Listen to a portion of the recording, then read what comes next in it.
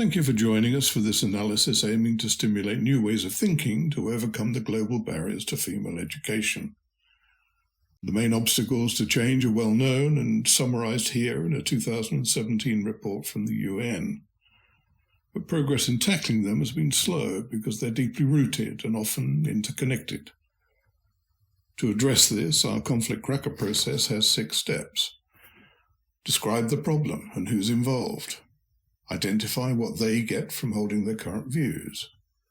List the barriers to resolution. Identify a leverage point for action to break the impasse.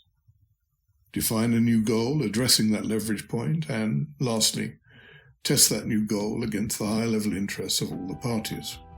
The problem is huge. UNICEF tells us that globally 129 million girls are not in school. We've identified 7 main stakeholders and what they get out of their current positions. The details are in the chart, but we'll focus on the top end as they're the ones that must be met later on. For the girls, clearly no benefits. The boys and young men feel superior and in control.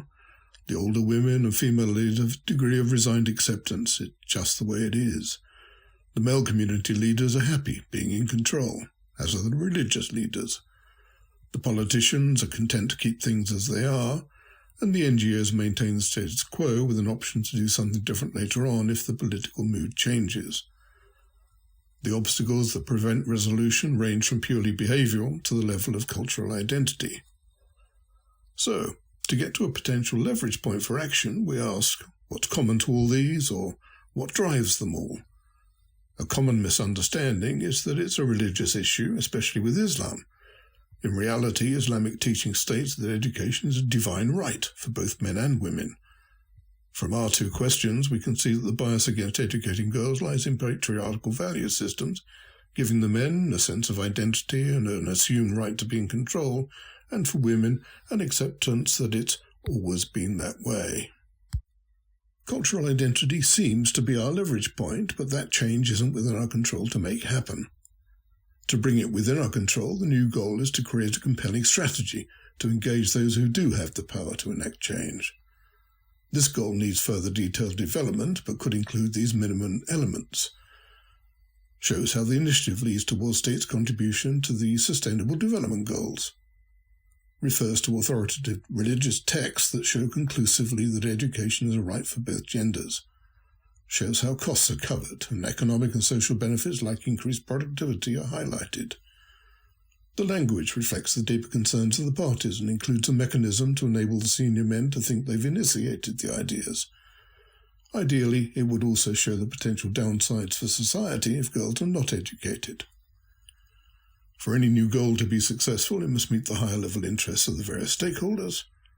For girls and young women, confidence, motivation, and well-being would all be strengthened.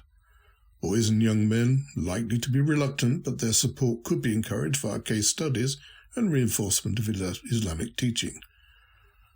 The older women and female leaders will increase their confidence in dealing with this and other male-dominated cultural issues. Male community leaders, likely to resist, but could support the initiative if their egos aren't threatened and can think of it as their idea. Religious leaders could be the most difficult group to persuade unless they feel in control as a consequence of reinterpreting the religious texts. Politicians are likely to be supportive if the economic and social benefits are clear and they think they'll get credit for it. NGOs and other aid organisations will also be supportive as their influence and effectiveness are likely to be enhanced and sustainable. Just for a moment, imagine the incredible difference it would make to the world if, between us, we can stimulate some action on this issue and bring down these barriers to girls' education.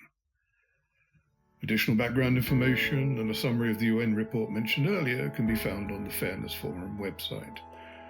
Thank you.